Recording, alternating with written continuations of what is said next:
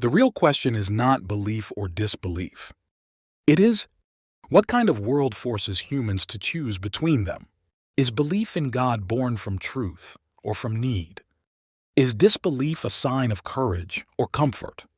When a rich man says, "I don't believe in God," it sounds intellectual. When a poor man says the same, it sounds dangerous. So today we ask a question most people avoid. Is atheism easier for the rich or the poor? This is not about who is right. Religion existed before money, science, or governments. Why? Because humans feared death, chaos, and meaninglessness. Religion explained the unknown and softened suffering. Atheism removes the divine answer and replaces it with uncertainty. So belief is not weakness. It is often adaptation. The real question is, how much uncertainty can a person afford? For the rich, life is predictable. Illness has hospitals. Hunger has money. Injustice has lawyers. When humans control outcomes, God becomes optional. This is why atheism grew during the Enlightenment. Among scientists, philosophers, and elites, science replaced prayer. Law replaced divine justice. Success replaced salvation. In this sense, atheism is easier when life feels safe. Why some rich still believe? Yet many rich people remain deeply religious. Why?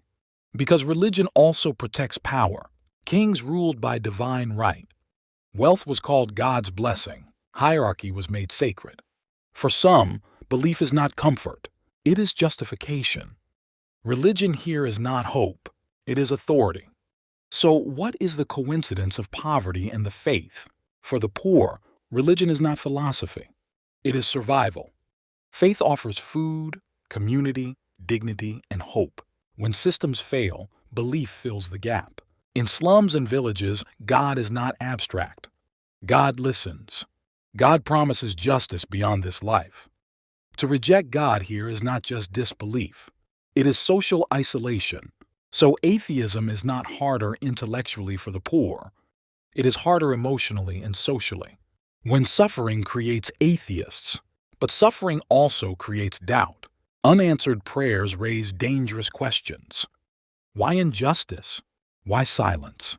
Some of the strongest atheists were born in poverty. Karl Marx saw religion as comfort in exploitation.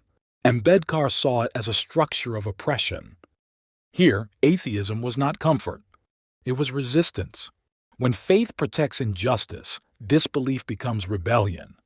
Old photos of thinkers. The real divide, risk. So who has it easier? The rich lose nothing by disbelief. The poor risk family, community, and survival.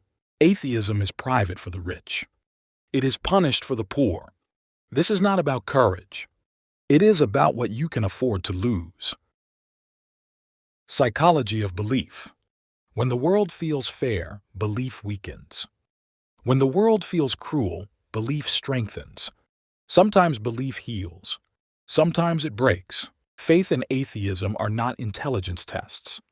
They are responses to reality. Hope for some. Honesty for others.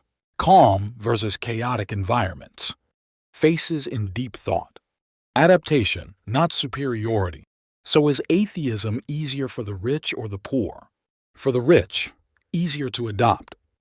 For the poor, harder to survive with. But truth does not belong to income.